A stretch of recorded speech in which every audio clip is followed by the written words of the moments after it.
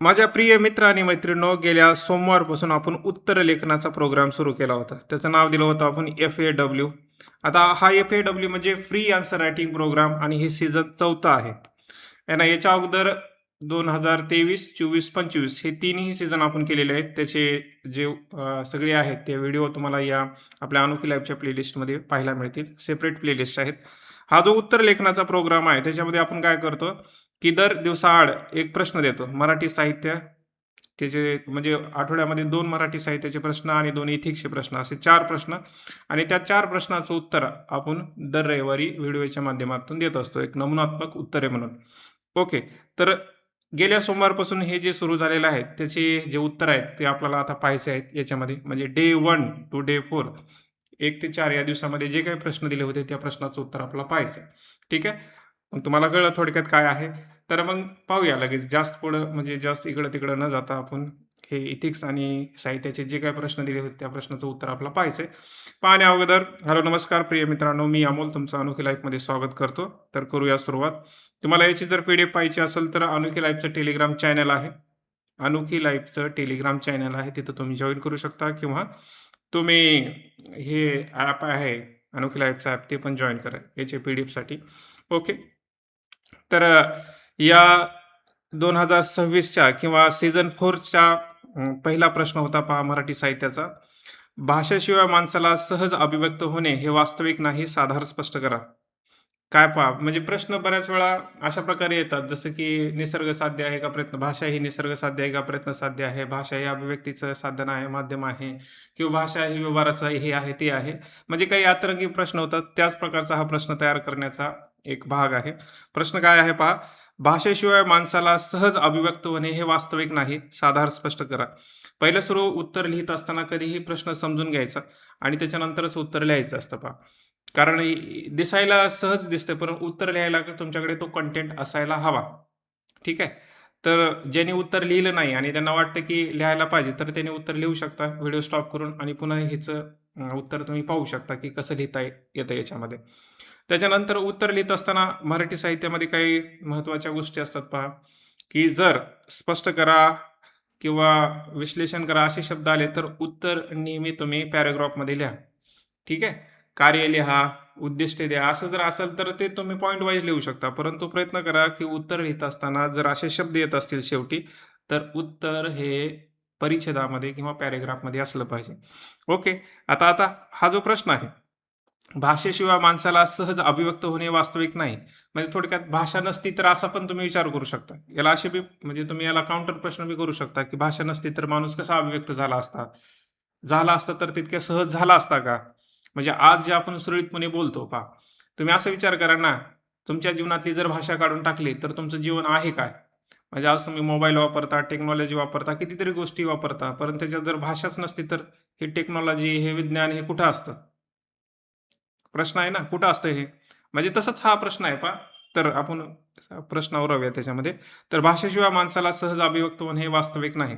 तर आपल्याला अगोदर हे सांगावं लागेल की हे का वास्तविक नाही आणि थोडंसं पुढचं सुद्धा बोलावं लागेल. ठीक आहे. म्हणजे हा प्रश्न तुम्ही असाही लिहू शकता. म्हणजे याला काही मराठी साहित्याचा अभ्यास करावा लागतोच असं नाही. परंतु काही भाषेची गोष्टी माहीत असले की तुम्ही लिहिता येतं.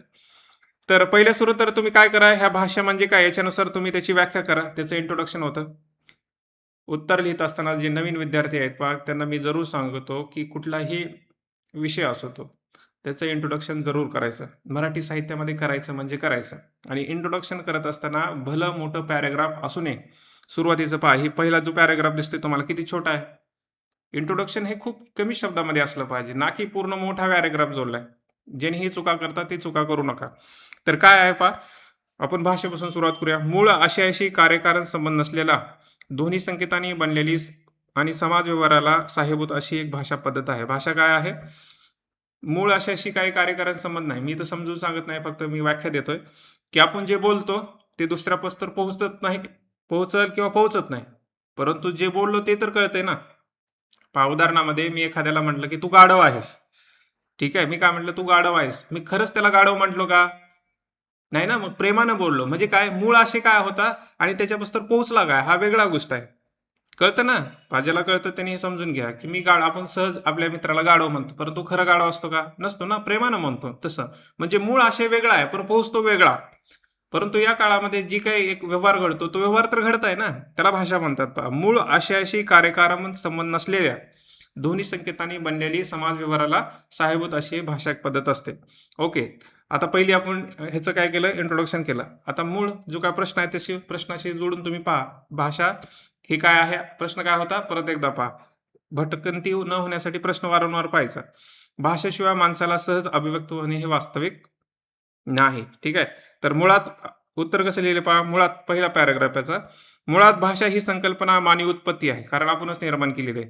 मानवाला मन, बुद्धी, भावना आहेत, ज्या विचार करायला, निर्मिती करायला, विकास करायला भाग पाडतात. पण या सगळ्या गोष्टी वास्तवात येण्यासाठी संवादाची आवश्यकता असते. पहा, अगोदरच्या काळामध्ये व्यक्तीला बोलता येत नव्हतं, परंतु मन होतं, बुद्धी होती, भावना होते. मग त्याला त्याचा पुढच्या गोष्टी करायला, म्हणजे विकास करायला, विचार करायला भाग पाडतात. मग करणार कसं? संवादाची आवश्यकता लागते. आणि हा संवाद न बोलताही पूर्ण होऊ शकतो. आपण पहिले सुरू हे मान्य करतोय पहा, की भाषा नसती तर आपण असं नाही की मेलोच असतो.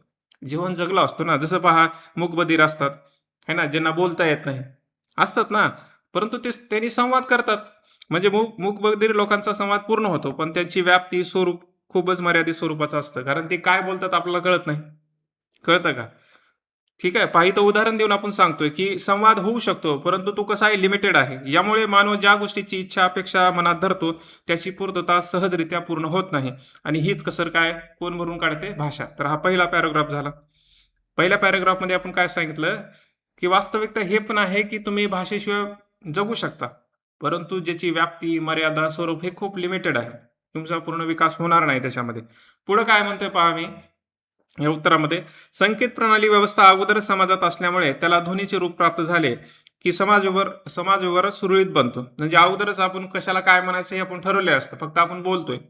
म्हणजे सांकेतिक चिन्हापेक्षा मुखावाटे उच्चारलेल्या ध्वनीमुळे आशयपूर्ती लवकर होते. परिणामस्वरूप मानवाचे संवाद साधण्याचे मूलभूत उद्दिष्ट भाषेमुळे सहजरित्या पूर्ण होते. म्हणजे हातवारे खुणा करण्यापेक्षा ते पूर्ण होतं. जसं की सांकेतिक चिन्ह खुणा याच्या माध्यमातून मानव विचार, कल्पना, भावना सहजरित्या व्यक्त करू शकत नाही, पण भाषेमधून ते सहज गोष्टी व्यक्त करू शकतो. हा दुसरा गोष्ट. म्हणजे आपण काय सांगितलं दुसऱ्या पॅराग्राफमध्ये, की ज्या खुणा वगैरे आहेत त्या गोष्टीमुळे आपण सहज व्यक्त होता येत नाही, परंतु बोललं तर आपण सहज व्यक्त होऊ शकतो.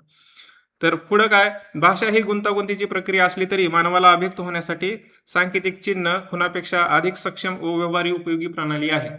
ठीक आहे. भाषा काय आहे, गुंतागुंतीची आहे, मान्य आहे आम्हाला. कळतं ना. म्हणजे मी जे बोलतो ते तुमच्यापासून पोहोचतं, परंतु जे पोहोचतं ते मी बोलतो तेच पोहोचतं असं नाहीये. जसं की मागचं उदाहरण गाढव म्हणण्याचं. ठीक आहे. म्हणजे भाषा, जसं आपण म्हटलं ना, बऱ्याच वेळा आपण समाजामध्ये बोलतो, अरे मला बोलायचं नव्हतं तसं, मला वागायचं नसतं तसं, मला म्हणायचं नव्हतं तसं, परत त्यानं वेगळा अर्थ घेतलेला असतो. असतं ना. म्हणजे भाषा कशी आहे पहा, ही आपण सरळ सरळ गणित नाहीये. भाषा ही गुंतागुंतीची प्रक्रिया आहे, तरी पण ही व्यवहाराला काय आहे, एक वास्तविक गोष्ट आहे असं आपण सांगतोय. पुढे काय म्हणतो पहा, भाषेपेक्षा इतर कोणतेही माध्यम मानवाला अभिव्यक्त होण्यासाठी वेळ खाऊ, खर्चिक आणि भाषेपेक्षा अधिक गुंतागुंतीचे आहे. भाषेपेक्षा इतर जे काही माध्यम आहेत, उदाहरणार्थ तुम्ही मूकबधिर आहात, तर तुम्हाला ते शिकण्यासाठी कितीतरी गोष्टी कराव्या लागतात. ओके. त्याच्यानंतर दुहेरीपणा, अदलाबदल, कालांतिका असे जे भाषिक वैशिष्ट्य आहेत, इतर जे आणखी ह्याच्यात तुम्ही ऍड करू शकता, असे भाषिक वैशिष्ट्यामुळे मानवाचा विकास होतो. भाषा कशी बदलते, तर त्याच्या वैशिष्ट्यामुळे. पण असे वैशिष्ट्य इतर कोणत्याही माध्यमात तुम्हाला पाहण्यात येत नाहीत. ठीक आहे. त्याच्यानंतर थोडक्यात काय, मानवाची मूलभूत गरज अभिव्यक्ती भाषेशिवाय शक्य आहे, पण यामुळे पहिल्या सर आपण हे पण मान्य करतोय, की मानवाची जी मूलभूत गरज आहे अभिव्यक्त होणे, ही भाषेशिवाय शक्य आहे, पण यामुळे मानव प्रगतीपासून वंचित राहू शकतो. बुद्धीचा वापर होणे मुश्किल होते. म्हणजेच मानवाला पूर्णतः अभिव्यक्त होण्यासाठी, विकास करण्यासाठी भाषा हाच वास्तविक पर्याय आहे. हे झालं पहिल्या प्रश्नाचं उत्तर. ठीक आहे. मी जास्त बोलत नाही, कारण हा वेळ खूप जातो मग त्याच्यामध्ये. तरी पण समजून सांगण्याचा प्रयत्न केला. ओके. तर त्याच्यानंतर आता हे जे उत्तर मी लिहिलंय आणि तुम्ही जे लिहिलंय त्याच्यामध्ये चेक करा, की काय काय आहे, काय काय नाही, काय काय लिहायला पाहिजे होतं. किंवा कुणाला असं आणखी कन्फ्युजन असेल, की सर मी हे लिहिलंय परंतु हे बरोबर आहे का नाही, चूक आहे, तर तुम्ही मला कॉल पण करू शकता, संपर्क पण करू शकता. त्याला काही फीस वगैरे लागत नाही. ठीक आहे. म्हणजे असं थोडंच असतं, की तुम्ही अभ्यास करता आणि तुम्हाला म्हणजे मदत करायचं तर एखादा कोर्सच घ्यावा लागेल, असं थोडंच असतं. नाही ना तसं काही. तुम्ही लिहिला असाल, तुम्हाला काही मदत हवी असेल, तर तुम्ही मला कॉल करू शकता. टेलिग्राम चॅनलवर नंबर आहे. ठीक आहे. त्याच्यामुळे टेलिग्राम चॅनल तुम्ही नेहमी राहू द्या तुमच्यापाशी. ओके. त्याच्यानंतर पहा मराठी साहित्याचा दुसरा प्रश्न आहे. प्रमाण भाषेचा उगम बोलीतून झाला आहे हे स्पष्ट करून प्रमाण भाषा आणि बोली यांचा परस्पर संबंध सांगा. पहिला थोडासा किचकट वाटतो है ना. प्रमाण भाषेचा उगम बोलीतून झाला आहे स्पष्ट करून प्रमाण भाषा आणि बोली याचा परस्पर संबंध सांगा. तर सोपा आहे है ना. ज्याला माहिती आहे की बा आपण पहिलं सुरू प्रमाण भाषा बोलत नाही. उदाहरणामध्ये तुम्ही जन्मल्यानंतर लगेच मराठी बोलायला लागता का? म्हणजे लगेच म्हणजे ते सह्याद्रीच्या बातम्यासारख्या किंवा एकदम शुद्ध बोलता का? नाही ना. म्हणजे आपण आपल्या बोलीत बोलतो. तसंच आहे हे. प्रमाण भाषेचा उगम बोलीतून झाला आहे हे स्पष्ट करून प्रमाण भाषा आणि बोली याचा परस्पर संबंध सांगा. 300 शब्दासाठी. ओके. तर तिथं तुम्ही बोलीची व्याख्या द्या. ठीक आहे. आपलं ते सगळं स्ट्रक्चर तुम्ही लक्षात ठेवा त्याच्यामध्ये. आता इथं परस्पर संबंध सांगण्यासाठी तुम्ही मे बी कंटेंट वेगवेगळ्या प्रकारे वापरू शकता. कारण तुम्हाला संबंध सांगायचा आहे. संबंध सांगायचं तुमची जी स्ट्रक्चर उभारण्याची पद्धत आहे वेगवेगळी असू शकते. ठीक आहे. इथं परिच्छेद वापरावाच असा नाही आहे. त्याच्यानंतर बोली. आता इथं सुरुवात करूया. बोली म्हणजे विशिष्ट प्रदेशातील किंवा समाज गटातील लोक दैनंदिन व्यवहारात वापरत असलेले भाषेचे स्थानिक व नैसर्गिक रूप होय. बोली काय आहे? विशिष्ट प्रदेशातील समाज गटातील जे लोक बोलतात त्याला आपण बोली म्हणतो. बोली ही भाषेचे मूळ स्वरूप असून कुठल्याही भाषेचं बोली हे भाषेचे मूळ स्वरूप असून त्याच्यापासून प्रमाण भाषेची निर्मिती होते आणि ते खालीलप्रमाणे सांगता येतात. आपण लिंकिंग करतो है ना. ते खालीलप्रमाणे सांगता येतं. हे सेंटेन्स जोडायला शिका जर आपण परस्पर संबंध सांगत आहोत काही सांगत असो तर. ठीक आहे. आता याच्यामध्ये काय सांगायचं की बोलीपासून प्रमाण भाषेची निर्मिती कशी होते. तसं पहिला मुद्दा आहे उच्चारभेद. प्रत्येक बोलीचे उच्चार वेगळे असतात. त्यापैकी सर्वसामान्य उच्चार प्रमाण भाषेत स्वीकारले जातात. उदाहरणार्थ पहा, वराडीमध्ये आपण अगोदर म्हणतो पण मराठी भाषेमध्ये अगोदर म्हणतो. बोलीची जी भाग आहे ते आपण कुठं घेतो? इकडं प्रमाण भाषेमध्ये. त्याच्यानंतर शब्दसंग्रह. बोलीतील उपयुक्त प्रचलित शब्द प्रमाण भाषेमध्ये समावेश होतात. उदाहरणार्थ पहा, गोड आहे तर प्रमाण भाषेमध्ये आपण मीठ म्हणतो. म्हणजे काय? काही शब्द इकडचे इकडे घेतो परंतु अर्थ सर्वसामान्य करतो. त्याच्यानंतर व्याकरणामध्ये बोलीतील विविध व्याकरणावरूपापैकी एक रूप प्रमाण मानले जाते. उदाहरणार्थ मले, मला. ठीक आहे. मले, मले, मला आपण म्हणतो इकडं मला. म्हणजे त्याच्यातलं एक प्रमाणीकरण केलं जातं. म्हणजे म्हणायचे काय? पहा, आपण जे शब्द बोलतो रोज व्यवहारामध्ये जे काय बोलतो त्याचं फक्त प्रमाणीकरण केलं जातं. असं नाही की प्रमाण भाषा ही वेगळीच बनली पूर्णतः. मी परत तुम्हाला स्पष्ट करून सांगतो की प्रमाण भाषा ही वेगळी बनत नसते. ठीक आहे. आपण जे बोलतो त्यालाच प्रमाणीकरण म्हणजे लोकापस्तोर. आता उदाहरणार्थ पूर्ण महाराष्ट्रामध्ये मला मराठी शिकवायची असेल, पूर्ण महाराष्ट्रामध्ये जर मराठी शिकवायची असेल तर मला असं करावं लागेल का मी मराठवाड्याची बोली सगळीकडे शिकवीन, कोकणची सगळीकडे शिकवीन? नाही ना, समजणार नाही. मराठीकरण म्हणजे एक प्रमाणीकरण करण्यासाठी काहीतरी नियम लावावे लागतील. तसंच आहे. तर इथं काय काय आपण सांगितलं पहिल्यामध्ये की कशी ही प्रमाण भाषेचा उगम बोलीतून होतो. तर पहिले सर्व उच्चारभेद, शब्दसंग्रह, व्याकरण या सगळ्या गोष्टी आपण कुठून घेतो? बोलीतून घेतो. त्याच्यानंतर भौगोलिक व सांस्कृतिक वैशिष्ट्ये. प्रदेश, संस्कृती, जीवन पद्धतीनुसार बोली बदलते त्यामुळे प्रमाण भाषा समृद्ध होते. त्याच्यानंतर ऐतिहासिक सातत्य. बोलीमधून अनेक जुने शब्द भाषिक ग्रुप जतन होतात त्यामुळे प्रमाण भाषेच्या विकासाला आधार मिळतो. थोडक्यामध्ये काय? व्याकरण, लिपी, प्रमाणित उच्चार, निश्चित शब्दसंग्रह याच्या आधारे बोलीचे परिष्कृत व सर्वसामान्य रूप म्हणजे प्रमाण भाषा होय. म्हणजे बोलीतूनच आपण सगळ्या गोष्टी घेतो परंतु त्याला प्रमाणीकरण करतो. म्हणजे थोडक्यात काय? प्रमाण भाषा ही स्वतःहून निर्माण होत नाही तर काय? बोलीतून निर्माण झालेली आहे. बोली ही प्रमाण भाषेची जननी असून प्रमाण भाषेचा उगम बोलीतून झाला आहे. स्पष्ट झालं ना?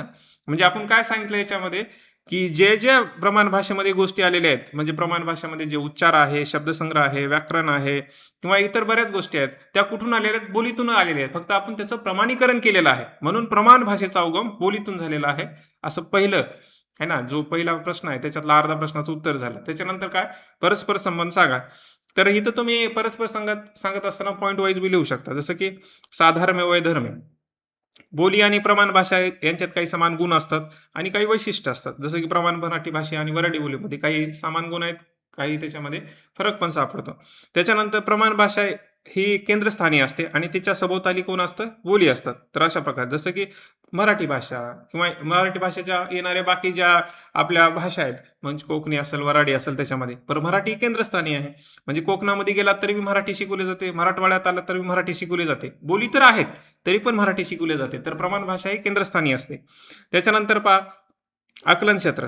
प्रमाण भाषेचं आकलन क्षेत्र संपूर्ण राज्यभर असतं तर बोली ही विशेष प्रदेशापुरती मर्यादित असते. हा दोघांचा संबंध. त्याच्यानंतर प्रमाण भाषेला निश्चित व्याकरण आणि लिपी असते परंतु बोलीला मौखिक स्वरूप असतं. ओके. त्याच्यानंतर व्याप्ती काय आहे पहा, प्रमाण भाषेचा वापर सगळ्या ह्याच्यामध्ये होतो, परंतु बोलीचा वापर हा दैनंदिन व्यवहारामध्ये होतो. हा त्यांचा संबंध. त्याच्यानंतर द्विभाषिक समस्या. कधी कधी काय होतं की भागामध्ये दोन भाषा बोलल्या जातात, त्याच्यामुळं असं होतं की शेजारील प्रदेशाचा बी प्रभाव आपल्या मराठी भाषेवर पडतो. ठीक आहे, जसं की डांग भागातील मराठीवर गुजरातीचा किंवा बेळगाव भागातील मराठीवर कन्नडचा असा प्रकारचा प्रभाव. त्याच्यानंतर बोलीचे योगदान. हे पण आहे पहा, जे काही प्रमाण भाषेमधून लुप्त झालेले शब्द आहेत ते तुम्हाला बोलीमध्ये सापडतात. प्रमाण भाषेमध्ये शब्द नाहीत परंतु बोलीमध्ये आहेत, तर हा दोघांचा संबंध आहे. ओके. तर थोडक्यामध्ये काय याचं स्पष्टीकरण कसं करता येतं, म्हणजे शेवट कसा करता येतो. बोली ही प्रमाण भाषेची जननी असून त्याच्यामुळे प्रमाण भाषेचे संवर्धन, समृद्धी आणि स्वाभाविकता आणि जिवंतपणा टिकून राहतो. तर अशा प्रकारचं छोट्या प्रकारचं तुम्ही ही निष्कर्ष पण शेवटी करू शकता. तर हे आपण एक म्हणजे जसा प्रश्न विचारला तशा प्रकारे स्ट्रक्चर बनवण्याचा प्रयत्न केला आहे पहा. ठीक आहे, प्रश्नानुसार स्ट्रक्चर बनवा. त्याच्यानंतर दिवस तिसऱ्या प्रश्नाचा काय प्रश्न होता, इथिक्सचा प्रश्न होता. तर आता हा बी प्रश्न लिहित असताना तुम्ही थोडंसं विचार करून लिहा, कारण प्रश्न येतात कारण की UPSC मध्ये असतात तसं. ठीक आहे, प्रश्न काय, नैतिक माणसाची नैतिकता नैतिक नसते. तुम्ही म्हणसाल असा कसा प्रश्न आहे, म्हणजे एखादा नैतिक माणूस आहे तर तो त्याची नैतिकता आहे ना, परंतु विचारलाय तसा. ते हटके विचारतात म्हणून मी हटके तयार केलेला प्रश्न आहे थोडा. ठीक आहे, तर 10 मार्काला 150 शब्दामध्ये तुम्ही उत्तर लिहा आणि परत इथे या. खरे खोटे, बरे वाईट, योग्य अयोग्य या गोष्टी सांगणाऱ्या प्रणालीला काय म्हणतो, नैतिकता म्हणतो. बरोबर आहे का नाही. खरे खोटे बरे वाईट हे आपल्या भाषेमध्ये मी सांगितले. खरे खोटे बरे वाईट, योग्य अयोग्य या गोष्टी सांगणाऱ्या प्रणालीला नैतिकता म्हणतात. नैतिकता हे व्यक्तीचे आचरण करण्याची एक दिशा आहे. पहिले सुरू आपण काय दिली, नैतिकतेची व्याख्या दिली. त्याच्यानंतर प्रश्न काय, नैतिक माणसाची नैतिकता नैतिक नसते. आता त्याचं उत्तर, जो माणूस हा आपल्या विवेक बुद्धीने निर्णय घेऊन वर्तन करतो तो बहुतांशी आहे पहा, नैतिक आचरण करत असतो. जो विवेक बुद्धीचा वापर करतो, जो चांगला आहे तो नैतिक आचरण करतो. उदाहरणार्थ आहे, रस्ता ओलांडताना हाताचा इशारा करत असते. पहा इथं जरा थोडंसं हे झालेलं आहे है ना. त्याच्यानंतर लहान मुलासमोर बोलत असताना शिवाचा वापर टाळणे किंवा एखाद्या मंत्र्याने लोकांच्या गरजा पाहून निर्णय घेणे हे त्याचे उदाहरणं.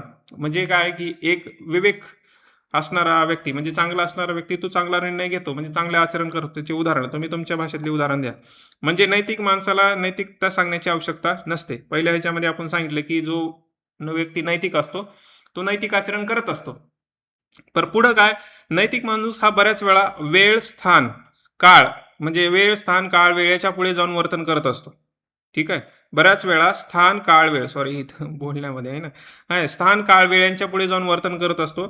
उदाहरणार्थ, पालकाने मुलांच्या गुणपत्रिकेवर शाबासकी न देता पुढच्या गोष्टी करण्यासाठी हुसकवणे. म्हणजे उदाहरणार्थ मुलगा घरी आला है ना, पप्पा मी पहिला म्हणजे पप्पा मला एवढे मार्क पडले, तर पप्पा काय म्हणतील, प्रॅक्टिकल येतं का तुला. आजकाल ते ॲड यायला लागले पहा ते है ना, कुठली तरी सिमेंटची वगैरे आहे वाटतं ते ॲड, त्याच्यामध्ये ते विचारतात है ना, तुला प्रॅक्टिकली वास्तविकता येतं का. म्हणजे थोडक्यात काय की त्याची शाबासकी द्यायला पाहिजे होती, परंतु तो माणूस काय म्हणतो, तुला वास्तविक येतं का. म्हणजे नैतिक माणूस आता इथं लोकांच्या नुसार तो नैतिक वागत नाही का, मुलांना शाबासकी द्यायला पाहिजे परंतु मुलांना उचकवतो. तसंच एखाद्या अधिकाऱ्याने एखादी गोष्ट घडण्या अगोदरच विनाकारण कर्मचारीची पळवापळवी करणे. म्हणजे उदाहरणामध्ये असं तुम्ही म्हणू शकता की एखादा प्रोग्राम इम्प्लिमेंट करायचा, परंतु त्याच्या अगोदर तो काय करतो, ओके एक परीक्षण करतो. पण मग तिथल्या कर्मचाऱ्याला वाटतं की योजना आलीच नाही तर हा पळवापळी का करतो, परंतु तो अगोदर तयारी करून घेतोय ना. तसंच किंवा देशाच्या शासनाने अंतराळात अनेक मिशन करून माहिती घेत राहणे, अनेक मिशन म्हणजे ते अंतराळाच्या मिशन करून माहिती घेत राहणे. या सगळ्या उदाहरणात व्यक्तीचे आचरण योग्य वाटणार नाही. तिन्ही याच्यामध्ये म्हणजे वडिलांना आपल्या मुलाला शाबासकी देण्यापेक्षा त्याला उचकवणे. ठीक आहे, त्याच्यानंतर एखादी अधिकाऱ्याने म्हणजे आपण प्री डिसाईड अगोदरच गोष्ट करायला लावणे, किंवा आपल्या या देशाने किंवा कुठल्याही देशाने म्हणजे अंतराळामध्ये मिशन म्हणजे पाठवणे. या लोकांना वाटू शकतं की याच्यामध्ये काय आहे, म्हणजे इकडे तर लोक उपाशी मरायला लागलेत, गरिबी आहेत, आणि इकडे अंतराळात मिशन म्हणजे पाठवायला लागलेत है ना. म्हणजे एक नेता काय करतोय की तो पुढे जाऊन विचार करतोय. ठीक आहे, म्हणजे लोकांच्या नुसार तो नैतिक नाहीये, खरं तर तो नैतिक आहे, तरी पण त्याची नैतिकता दिसत नाहीये है ना. तो लोकांना आपल्याला वाटतं की तो नैतिक नाही. कळतं ना मी काय म्हटलं ते. ठीक आहे, म्हणजे काय की नैतिक व्यक्तीचे आचरण प्रचलित आचरणात बसणार नाही, त्यामुळे नैतिक माणसाची नैतिकता नैतिक नसते असा भास होतो. ठीक आहे, कळतं ना पहा की जे आचरण करतं ते आचरण आपल्याला वाटत नाही की ते नैतिक नाहीये असं वाटतं, परंतु ते असतं. तर नैतिक व्यक्ती हा स्वतःचे आणि समाजाच्या दृष्टीने काही पावले पुढे वर्तन करत असतो, त्यामुळे तो नैतिक असला तरी तो नैतिक दिसत नाही असे म्हणता येते. झालं उत्तर. ठीक आहे. म्हणजे प्रश्नाचं जे उत्तर आहे पहा त्याच्यामध्ये, तर हे नैतिक माणसाची नैतिकता नैतिक का नसते, कारण ते लोकांच्या नुसार नसते. सार काय याच्यामध्ये, ते लोकांच्या नुसार नसते, म्हणून आपला वाटतं की ते नैतिक नाही आहेत म्हणून. त्याच्यानंतर पहा चौथा प्रश्न, माणसाची मानसिक विकृती. माणसाची मानसिक विकृती ही मानवी मूल्य ढासळण्याचा प्रत्यक्ष पुरावा आहे, स्पष्ट करा. मानवी मूल्यावर हा प्रश्न विचारला मी तुम्हाला. काय आहे? माणसाची मानसिक विकृती ही मानवी मूल्य ढासळण्याचा प्रत्यक्ष पुरावा आहे. मग तुम्हाला उदाहरण देऊन सांगावं लागेल. आता पहिलं सुरू इथं तुम्ही पहा, मानवी मूल्य म्हणजे करुणा, सहानुभूती, प्रामाणिकपणा, आत्मसंयम, न्याय, सहिष्णुता इत्यादी गुण. मानवी मूल्य म्हणजे काय? पहिलं सुरू तुम्ही डेफिनेशन द्या. ही मूल्ये व्यक्तीच्या विचारांना, वर्तनाला नैतिक दिशा देतात. जेव्हा या मूल्यांचा ऱ्हास होतो तेव्हा मानसिक विकृती व अनैतिक वर्तन वाढू शकते. व्याख्या दिली आणि आपण त्याच्याविषयी थोडं सांगितलं. आता उदाहरण सांगा. जसं की मानवी मूल्याचा अभाव असल्यास स्वार्थ, लोभ, द्वेष, हिंसा, अहिष्णुता वाढते. अशा मानसिकतेतून काय होतं? भ्रष्टाचार, स्त्रियांवर अत्याचार, बालकांवर हिंसा, दहशतवाद, सायबर गुन्हे अशा प्रकारच्या कृती घडतात. अशा वर्तनातून काय होतं? व्यक्तीची सहानुभूती, सामाजिक जबाबदारी आणि नैतिक व्यक्ती कमी झाल्याचे दिसून होते. म्हणजे स्वार्थ, लोभ, द्वेष, हिंसा वाढला की मग हे सहानुभूती, सामाजिक जबाबदारी या सगळ्या गोष्टी कमी होतात. त्यामुळे मानसिक विकृती, असं वाटतं की अनेकदा म्हणजे मानवाला आपण म्हणतो ना की कलियुग आला, तशी प्रकारची भाषा. तथापि प्रत्येक माणसाची विकृती ही, आता इथं आपल्याला बॅलन्स पण करावं लागतं. ठीक आहे, उत्तराला बॅलन्स पण करावं लागतं. तथापि प्रत्येक माणसाची विकृती ही मूल्याच्या ऱ्हासामुळे निर्माण होते असं म्हणता येणार नाही. नैराश्य, स्किझोफ्रेनिया, बायपोलर डिसऑर्डर यासारखे मानसिक आजार जैविक, आंशिक किंवा वैदिक कारणाने देखील उद्भवू शकतात. त्यामुळे मानसिक विकृतीचे मूळ केवळ मूल्याच्या ऱ्हासात नसले तरी अनैतिक व समाज विघातक व मानसिकतेमागे मानवी मूल्यांचा अभाव हा महत्त्वाचा घटक आहे. म्हणून मूल्य शिक्षण, कुटुंब संस्कार व नैतिक नेतृत्व याच्याद्वारे मूल्य संवर्धन करणे आवश्यक आहे. तर अशा प्रकारचं आपण याच्यामध्ये उत्तर लिहिलेलं आहे. फक्त बॅलन्स केले पाहिजे उत्तराला, की हां, हे मान्य बरोबर आहे की माणसाची जी मानसिक विकृती आहे हे मूल्य ढासळण्यामुळे होते. परंतु माणसाची मानसिक विकृती हे फक्त मूल्य ढासळण्यामुळे होत नाही, तर काही असे रोग असतात जसं की अनुवंशिक आहेत, जैविक आहेत, त्याच्यामुळे होते हे पण आपण सांगितलेलं आहे. म्हणजे असं वाटू नये की एक साईडला गेलेलं आहे. ओके. तर अशा प्रकारचे हे सगळे उत्तर होते पहा, जे आपण पाहण्याचा प्रयत्न केला. तर आणखी पण येणाऱ्या आठवड्यामध्ये प्रत्येक दिवशी ते प्रश्न देऊन पुढच्या आठवड्याचं मग उत्तर पण पुढच्या रविवारी पाहायचा प्रयत्न करूया. तोपर्यंत याच्यामध्ये जर तुम्हाला काही त्रुटी वगैरे वाटत असतील किंवा याच्यामध्ये काही जर बदल करावा वाटत असेल तर ते पण तुम्ही सांगू शकता. ठीक आहे. किंवा तुम्ही उत्तर लिहिले आणि तुम्ही उत्तर चेक करून घ्यायचे असं बी जर वाटत असेल तर तुम्ही संपर्क करा. त्याच्यानंतर आणखी काही माहिती असेल तर तरी पण तुम्ही अनोखी लाईफशी संपर्क करा, असं मी म्हणू शकतो. जास्तीत याच्यापेक्षा काय म्हणजे थोडक्यात काय, तुम्हाला जर मदत हवी असेल उत्तर लेखनामध्ये तर याचा तुम्ही भाग तर घ्या, किंवा स्वतः काही लिहिलं असेल त्याला चेक करायचं असेल तर ते बी पाठवा. आणि आणखी जर सराव करायचा असेल तर ऑलरेडी सीझन आहेत पहा, सीझन 1, 2, 3 हा 4था चालू आहे. ठीक आहे. तर इथंच थांबूया. तुमची काळजी घ्या, स्वतःवर प्रेम करा. धन्यवाद मित्रांनो.